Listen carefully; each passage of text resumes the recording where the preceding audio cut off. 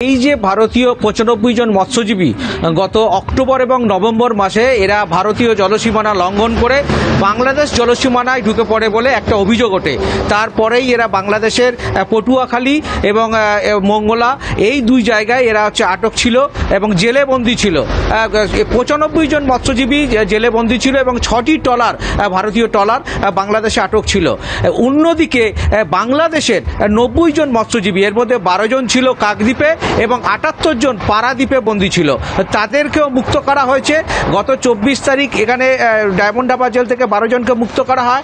এর পাশাপাশি গত পরশুদিন বাংলাদেশ সরকার এদের বিরুদ্ধে যে ভারতীয় ৯৫ জন মৎস্যজীবী তাদের বিরুদ্ধে যে অভিযোগ ছিল সেটা প্রত্যাহার করে, মামলা প্রত্যাহার করে এবং মুক্ত করার নির্দেশ দেয়। সেই নির্দেশ বলে আজকের বেলায় পটুয়াখালী বন্দর থেকে ৯৫ জন ভারতীয় মৎস্যজীবীকে রওনা করা হয়েছে, যেটা মনে করা হচ্ছে ইন্টারন্যাশনাল মেরিটাইম বর্ডার লাইন, যেখানে আন্তর্জাতিক জলসীমানা, সেখানে আগামীকাল বেলা ১১টা থেকে ১২টার মধ্যে বাংলাদেশের ৯০ জন এবং ভারতের ৯৫ জন মৎস্যজীবী দুই দেশের মধ্যে উপকূলরক্ষী বাহিনীর মাধ্যমে হস্তান্তর হবে। এবং এই যে ৯৫ জন ভারতীয় মৎস্যজীবী আছেন এদের অধিকাংশই কাকদ্বীপ এবং নামখানার বাসিন্দা।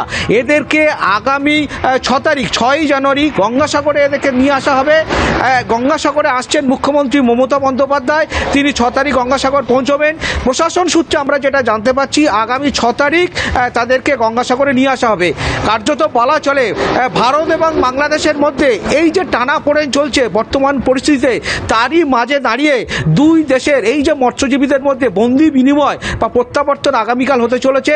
এর ফলে স্বস্তির নিঃশ্বাস এইখানকার যে ভারতীয় মৎস্যজীবীরা রয়েছে কাকদ্বীপ এবং নামখানা মৎস্যজীবী পরিবারে কার্যত স্বস্তির নিঃশ্বাস তাদের মধ্যে। ধন্যবাদ গৌতম। ওদের যে বাংলাদেশের যে ৯০ জন আমাদের ভারতীয় এলাকায় যে বিভিন্ন স্থানের যে তারা গ্রেপ্তার ছিল, বাংলাদেশ সরকারের কাছে আমাদের যে ৯৫ জন রয়েছে ট্রলার সহ, এদের যেমন ট্রলার সহ এদেরকে নিয়ে যাওয়া হচ্ছে, তেমনি ট্রলার সহ সেই ৯৫ জন মৎস্যজীবীকে এদের বাংলাদেশের যে জলসীমানা তার জায়গায় উপস্থিত করবে। করার পর আগামীকাল এদের মধ্যে লেনদেন হয়ে যাবে দুই দেশে। ভারত বাংলাদেশ সম্পর্কের টানাপোড়েনের মধ্যেই কাল দুদেশে আটক মৎস্যজীবীদের আদান প্রদান হবে। বাংলাদেশ থেকে ভারতে ফিরছেন ৯৫ জন মৎস্যজীবী, ভারত থেকে বাংলাদেশে ফিরবেন ৯০ জন মৎস্যজীবী।